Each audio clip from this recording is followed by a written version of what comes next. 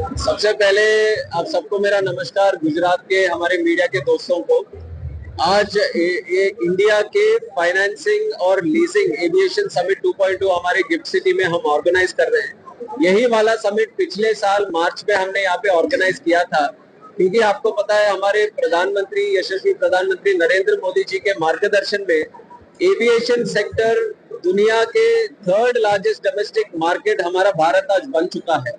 पिछले 12 साल में आदरणीय प्रधानमंत्री जी ने जिस विजन के साथ एविएशन को आगे बढ़ाया, हमारे एयरपोर्ट्स की संख्या डबल हो गई, एयरक्राफ्ट्स की संख्या डबल हुई और जो यात्रियों की संख्या है वो भी डबल हुई और अच्छा फाउंडेशन हमारे देश में आज देखने को मिल रहा है। और इसको आगे बढ़ाते हुए एक लीजिंग का जो मुद्दा है ये बहुत ही अहम है हमारे एविएशन के लिए।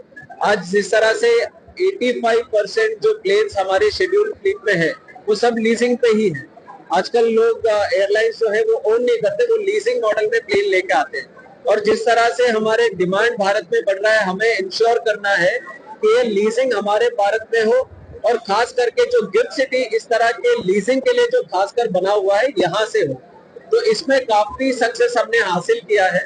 पिछले एक साल में जो पिछले समिट में हमने कुछ फीडबैक लिया था, वो फीडबैक को कन्वर्ट करके गवर्नमेंट ऑफ इंडिया, हमारे आदरणीय प्रधानमंत्री जी के मार्गदर्शन में हमने उसको पॉलिसी रिफॉर्म में कन्वर्ट करके काफी सहायता लीजिंग इंडस्ट्री को हमने दिया। खास करके केप टाउन कन्वेंशन जिसको रेटिफाई करना था, पार्लियामेंट के तहत एक एक्ट बना था, वो भी पिछले साल हमने किया। उसको रूल्स को भी हमने पार्लियामेंट में घोषित किया, जिससे हमारा कंप्लायंस स्कोर लीजिंग के लिए जो खास करके है वो देश भर में हमारा कंट्री का बड़ा है उसको, ताकि लीजिंग और ज्यादा तरह से हो। और हमारे आदरणीय वित्त मंत्री जी ने भी अभी जो फिलहाल बजट आया उसमें टैक्स हॉलिडे 20 साल तक यहाँ पे गिफ्ट सिटी में जो लीजिंग इंडस्ट्री है उसके लिए भी आगे बढ़ा है, तो वो स्ट्रेंथन करता है और भी। और ऐसे छोटे छोटे चीजें जो फीडबैक आए हम सपोर्ट कर रहे हैं और इसका नतीजा है, आप अभी अगर देखेंगे तो काफी सारे एमओयू एयर इंडिया के जो है यहाँ गिफ्ट सिटी से 75 से ज्यादा एयरक्राफ्ट गिफ्ट सिटी के लेसर से वो लेंगे। और इंडिगो का भी जो 75 एयरक्राफ्ट था वो बढ़कर अभी अगले 2 साल में 150 एयरक्राफ्ट यहाँ गिफ्ट सिटी से वो लीज करने वाले हैं।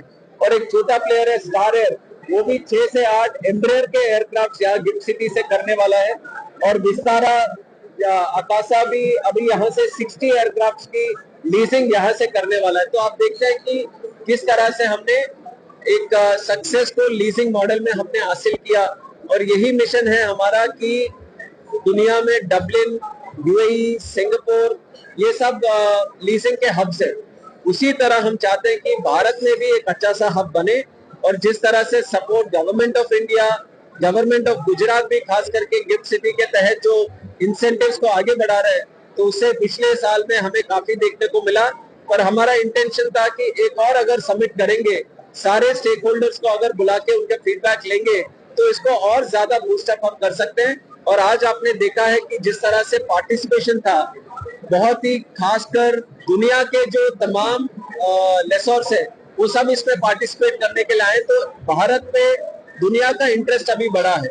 और ये केवल कहने की बात नहीं है, ये लाइव आप सब अभी जो अटेंड किया आपने सब देखा है, जिस तरह से foreign investors, foreign lessors, foreign companies सब लोग आज भारत में आना चाहते हैं, यहाँ पे इन्वेस्ट करना चाहते हैं, यहाँ गिफ्ट सिटी में आके उनके इंस्टीट्यूशंस को खोलना चाहते हैं। और खास करके यहाँ पे बैंकिंग इंस्टीट्यूशंस, 37 बैंकिंग इंस्टीट्यूशंस यहाँ पे खुले हैं, उसमें दुनिया के इम्पोर्टेंट बैंक्स हैं, भारत के इम्पोर्टेंट बैंक्स हैं। तो लीजिंग इंडस्ट्री एक बहुत ही स्ट्रॉन्ग इंडस्ट्री आज एविएशन के लिए बनने जा रहा है। उसके लिए आज हमारी तरफ से भी बहुत खुशी है कि इस तरह से पॉजिटिव एनर्जी बना है। और इसका बेनिफिट आप देखेंगे कि आज अगर हमारे देश में एविएशन में किसी की कमी है तो एयरक्राफ्ट की कमी है। मैंने अभी बोला है कि 74 एयरपोर्ट से 165 एयरपोर्ट अभी बन गए। जेवर हमारा दिल्ली का सेकंड एयरपोर्ट खुल गया, नवी मुंबई मुंबई का सेकंड एयरपोर्ट खुल गया, चेन्नई में सेकंड एयरपोर्ट की बात हो रही है, बैंगलोर में सेकंड एयरपोर्ट की बात हो रही है, कोलकाता में सेकंड एयरपोर्ट का प्लानिंग का संभावना है।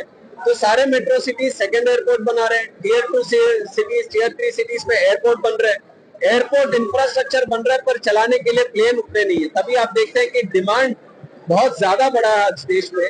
तो डिमांड को सर्व करने के लिए हमें एयरक्राफ्ट्स को देश में लाने पड़ेंगे। उसके लिए लीजिंग बहुत ही अहम मुद्दा है। तो हमारे लीजिंग के लिए जिस तरह से गवर्नमेंट सरकार का प्रयास रहा है, काफी सक्सेसफुल रहा है। और केवल रेगुलर एयरक्राफ्ट्स में नहीं, हम चाहते हैं कि हेलीकॉप्टर इंडस्ट्री में भी बढ़ाव रहे, सी प्लेन इंडस्ट्री में बढ़ाव रहे, और हमारे जो ऑल्टरनेटिव इकोसिस्टम से कार्गो प्लेन से उसमें भी बढ़ाव रहे।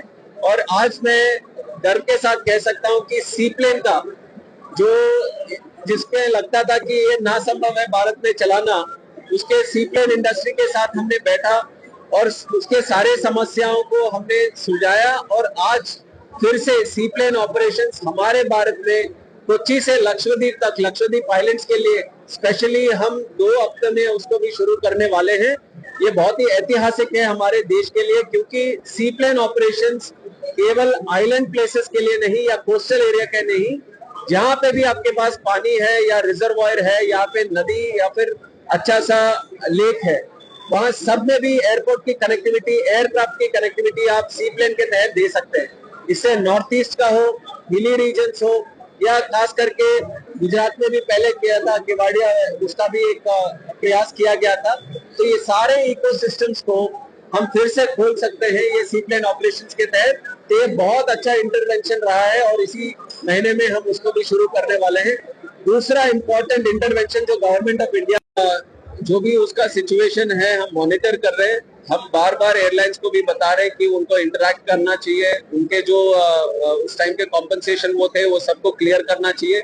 और मिनिस्ट्री में भी एक सेल है जो इसको मॉनिटर कर रही है। अगर आप जिस तरह से कह रहे हैं कि और भी कुछ समस्या हो सकती है तो उसका डेफिनेटली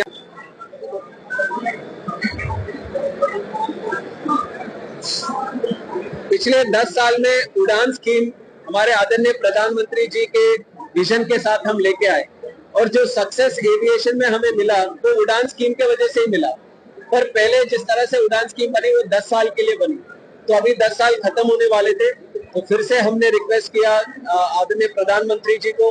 और प्रधानमंत्री जी का खास सब्जेक्ट है एविएशन। उनको पता है अगर एक साल पूरा होने वाला है और वो इन्वेस्टिगेशन अभी बहुत ही सक्षम से चालू है, और उसका जो प्रोसीजर जो फॉलो करना है, एक चीज हमें समझना पड़ेगा, जब भी ये इन्वेस्टिगेशन होता है और खास करके इंटरनेशनल वाला फ्लाइट था, इंटरनेशनल सिटीजन्स भी थे, मतलब दूसरे कंट्री के सिटीजन्स भी थे, इसको कोई भी क्वेश्चन कर सकता है। जो रिपोर्ट आता है it will be up for scrutiny, कोई भी देश कर सकता है, कोई भी इंस्टीट्यूशन उस देश का कर सकता है। तो हमें बहुत ही